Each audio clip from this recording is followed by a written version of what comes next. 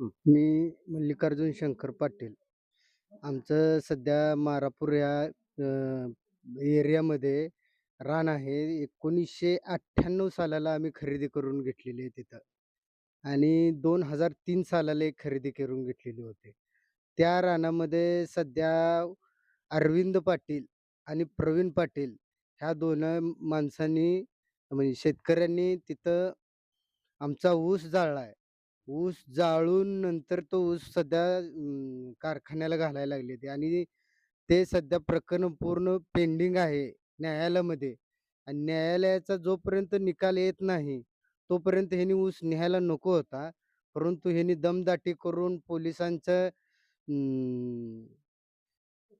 Protection घेऊन त्यांनी आमच्यावर दादागिरी करून सध्या ऊस न्यायला लागलेत. आम्ही अडवणूक केली तर आम्हाला ते म्हणतात, की तुमचा इथं जमीनच नाही, परंतु त्याचा उतारा आमच्याकडे पूर्ण आहे.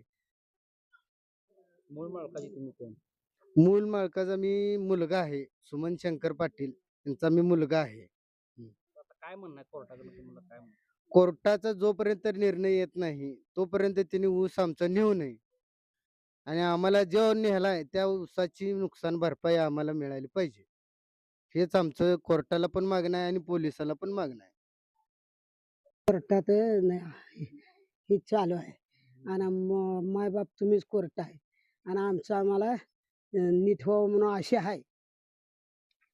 निर्णय येत नाही, तोपर्यंत त्यांनी ऊस जे तोडायला लागलेत, ते तोडणं ऊस थांबवावे, असं आमचं सोलापूरच्या पोलीस अधीक्षकांना पण आमची विनंती आहे आणि आणि आमची कोर्टाला सुद्धा विनंती आहे, की आमचा जो आम्ही रक्ताचं पाणी करून जो ऊस म्हणजे उभा हे केलेला होता, तो ऊस थांबवावा, ही माझी कोर्टाला आणि माननीय सोलापूरच्या एस-पी साहेबांना विनंती आहे. काय अं, कोर्टाने जो निर्णय दिलेला आहे, त्या निर्णयानुसार त्यांनी ऊस तोडून नेलेले. पण कोर्टाने असं सांगितलं नाही, की त्यांनी आमच्या जमिनीमधला ऊस तोडून न्यायला लागले.